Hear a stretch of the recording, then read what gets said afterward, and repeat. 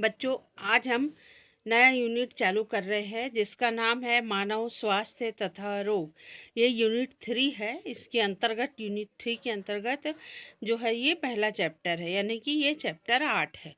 तो मानव स्वास्थ्य रोग, इसमें आपको क्या क्या स्टडी करना है कि मानव रोग कौन कौन से हैं, जैसे कि डेंगू, चिकनगुनिया, जुकाम, pneumonia, typhoid, amoebiasis, malaria, ascariasis, filariasis, ringworm.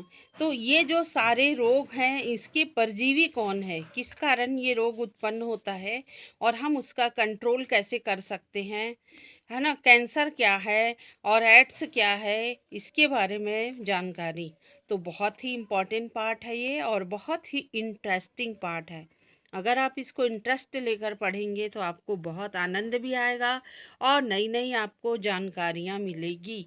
तो सबसे पहला आज के समय में जो ज़रूरी है वह क्या है, वह है आपका स्वास्थ्य। तो हेल्थ, कहा भी जाता है कि हेल्थ इज वेल्थ। अगर मानव के संदर्भ में हम इसको देखें तो स्वस्थ मनुष्य हम किसे कहते हैं।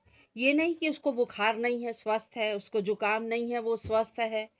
यानी कि अगर उसको ज़रा भी अच्छा नहीं लग रहा है, वो किसी सामाजिक कार्य में भाग नहीं ले रहा है, वो कोई उठ के कोई काम नहीं कर रहा है, या वो मानसिक रूप से भी अगर रोगी है, वो किसी अच्छी चीज़ को नहीं सोच पा रहा है, तो हम बोलेंगे कि वो व्यक्ति स्वस्थ नहीं है। स्वस्थ होने का एक बहुत ही व्यापक पैमाना है, वो ये है कि जो है शारीरिक, मानसिक, मनोवैज्ञानिक, वातावरणीय और सामाजिक परिवर्तन, ये सब जो है ये स्वास्थ्य की श्रेणी में आते हैं। तो स्वास्थ्य के लिए विश्व स्वास्थ्य संगठन ने क्या परिभाषा दी है? उन्होंने ये परिभाषा दी है कि पूर्ण शारीरिक, मानसिक और सामाजिक तंदुरुस्ती या कल्याण की अवस्था ही क्या है? स्वास्थ्य है।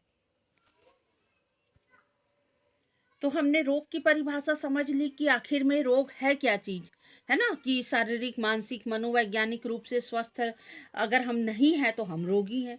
पर ये रोग के कारक कौन कौन से हैं? तो रोग के कई कारक होते हैं, जैसे कि जैविक कारक। तो जैविक कारक में जीवित जीव आते हैं। आपको मालूम है कि रोग किसके किसके कारण होता है? विषाणु, जीवाणु, प्रोटोजोआ, कृमि, कवक। तो ये सब जैविक कारक हैं। इसी प्रकार पोषक कारक, जैसे शरीर में पोषक पदार्थों की कमी हो जाती है, तो पोषक पदार्थों की कमी के कारण, जैसे कि कार्बोहाइड्रेट, प्रोटीन, आपने पढ़ा कि प्रोटीन की कमी से क्वाशियोर का रोग होता है। इसी प्रकार विटामिन ए की कमी से रतौंधी होता है, सी की कमी से स्कर्वी होता है। तो विटामिनों, पोषक कारकों की कमी से भी रोग होता है। और रासायनिक कारक क्या क्या है? हमारे शरीर में एंजाइम्स बनते, हार्मोन बनते, जैसे कि थायरॉक्सिन हार्मोन है, अगर उसकी कमी हो गई तो घेंघा रोग हो जाता है। तो एंजाइम, हार्मोन, यूरिया, यूरिक अम्ल, ये सारे जो कई ऐसे पदार्थ हैं, कभी कभी किसी को धूल, धूप, धातु या विभिन्न प्रकार के एलर्जी उत्पन्न करने वाले कारक से भी रोग होता है। तो ये सारे एलर्जी उत्पन्न करने वाले कारक और ये सब रासायनिक कारक के अंतर्गत आते हैं। और भौतिक कारक के अंतर्गत क्या क्या आती है? तापमान, शीत, आर्द्रता, विकिरण, ध्वनि, विद्युत, ध्वनि प्रदूषण, है ना। सिर में दर्द हो जाता है, चिड़चिड़ापन आता है ध्वनि के कारण। तो ये सब जो है वो भौतिक कारक है। और यांत्रिक कारक तो आपको मालूम ही है कि अगर आपको चोट लग गई तो भी आप बीमार पड़ जाते हैं चोट लगने के कारण, जैसे मोच आ गया, हड्डी टूट गई, अपने जगह से सरक गई। तो ये सारे जो कारक हैं जिससे आपको चोट लगती है और आप रोगग्रस्त हो जाते हैं, वो यांत्रिक कारक है। तो इस तरह क्या देखा आपने कि मानव स्वास्थ्य में रोग कारक क्या क्या हैं? जैविक कारक हैं, पोषक कारक हैं और रासायनिक कारक, भौतिक कारक और यांत्रिक कारक हैं।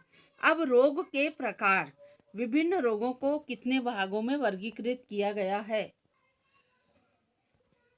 अब हम देखते हैं कि जो रोग हैं वो कितने प्रकार के रोग होते हैं। जैसे कि होता है जन्मजात रोग। तो जन्मजात, नाम ही है जन्मजात, तो इसका मतलब ये जन्म से ही पाए जाते हैं, है ना। जन्म से पाए जाते हैं। ये क्यों उत्पन्न होते हैं बेटा? जन्म के पूर्व क्या होता है? गुणसूत्री विकार हो जाता है ना। जैसे कि टर्नर सिंड्रोम, क्लीनफेल्टर सिंड्रोम, आगे चल के इसके बारे में आप पढ़ोगे, डाउन सिंड्रोम। तो ये जो सिंड्रोम होते हैं, कैरेक्टर होते हैं, ये हमारे जो मनुष्य होते हैं उसमें गुणसूत्रों की संख्या 46 46 होती है, 46, अगर इससे बढ़ जाए या कम हो जाए तो भी रोग होता है। तो यह रोग जन्मजात होता है ना? जैसे कि सिकल सेल एनीमिया, इसको हसियाकार कोशिका रोग बोलते हैं, और एल्केप्टोन्यूरिया, एल्बिनिज्म। इसी प्रकार उपार्जित रोग दूसरा प्रकार है। उपार्जित रोग किसे कहते हैं? ये रोग जन्म के पश्चात उत्पन्न होते हैं और ये एक पीढ़ी से दूसरी पीढ़ी में नहीं जाते, जबकि जो जन्मजात रोग होते हैं वो एक पीढ़ी से दूसरी पीढ़ी में जाते हैं।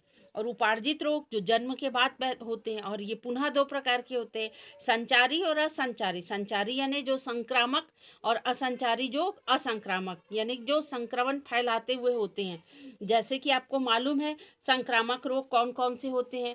टीबी, टाइफाइड, एस्केरियासिस, है ना, चेचक, कोढ़, ये सब जो है कैसे कारक है? संक्रामक रोग कहलाते हैं।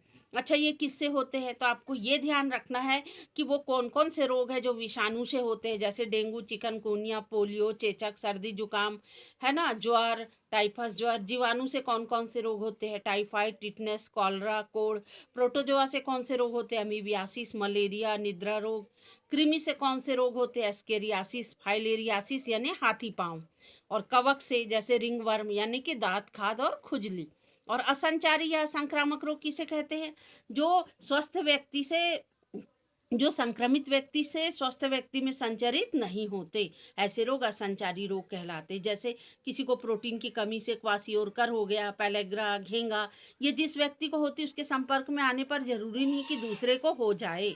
इसी प्रकार हृदय रोग, हार्ट अटैक, ब्रेन स्ट्रोक, गठिया, एलर्जी। किसी एक को एलर्जी है लेकिन अगर आप उसके साथ रहोगे तो क्या आपको भी एलर्जी हो जाएगी? नहीं। तो ये असंक्रामक रोग है। और कैंसर भी एक असंक्रामक रोग है जो शरीर के किसी ऊतक में अनियंत्रित वृद्धि के कारण होता है।